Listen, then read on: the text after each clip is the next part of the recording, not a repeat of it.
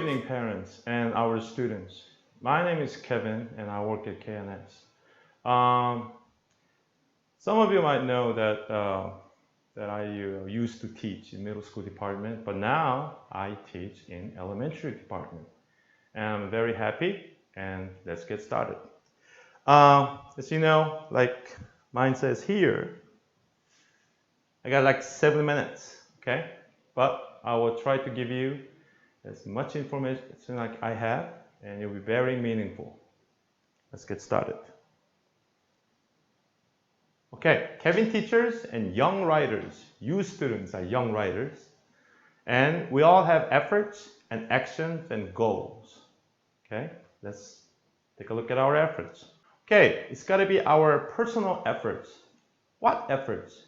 We need to put our efforts, okay, to reach our goals. Okay, and what are they? I'm your writing teacher, right? And you are the writer. So we should have a common effort. What are they? We should study and memorize the structure of a composition. There are a paragraph and an essay, right? We study this. And memorize 3 parts of an essay and the element of each part and their functions. If you remember and still have our paper, it says Kevin's essay structure, you know what I mean. And 3, always read our sample essay and analyze it before you start writing. Okay? Now, and know many words and grammar rules. You know, the words that you have a test on, you need those words, okay, to write and speak and to understand what other people are saying to you, okay?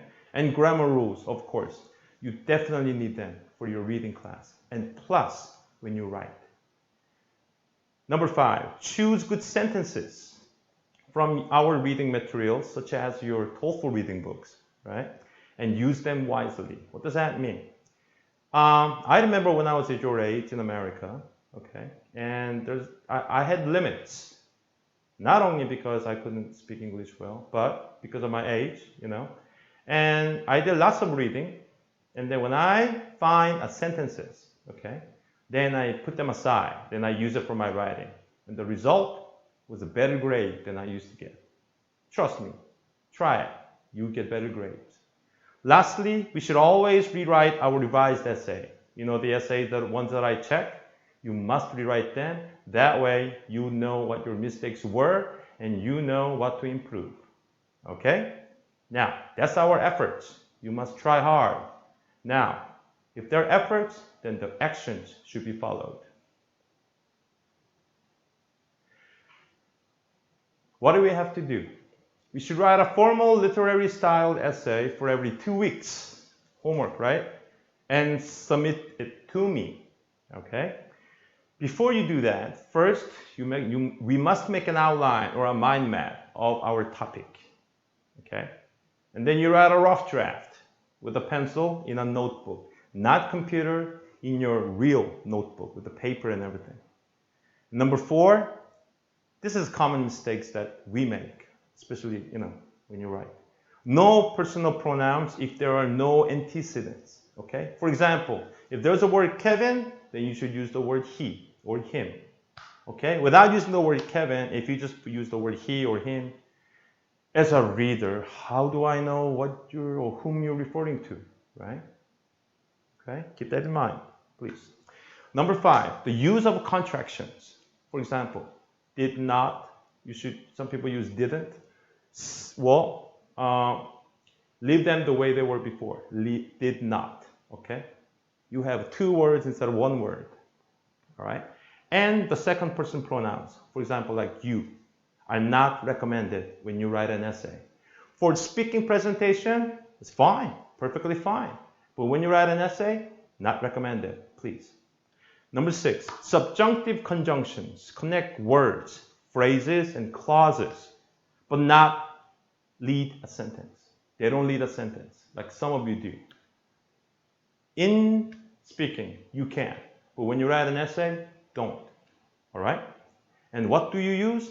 Your grammar teacher or your grammar book has some of the beautiful expressions that you can use. Okay? And we'll get into that in classroom. Now, lastly, number 7. You have to write 250 words or more for your essay homework. And you remember that, right? Okay, let's move on. Then, what kind of goals can you achieve by doing this? Well, you will be able to write a 300-word essay in English. Ring any bell? Yeah, independent styled essay for TOEFL, right? And number 2, love your English and Korean words and grammar rules.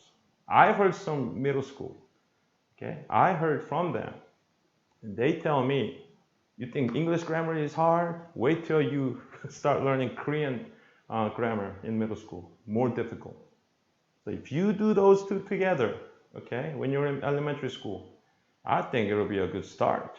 Don't you think? Now, number 3, never stop reading, listening, writing, and speaking in English, please. Okay?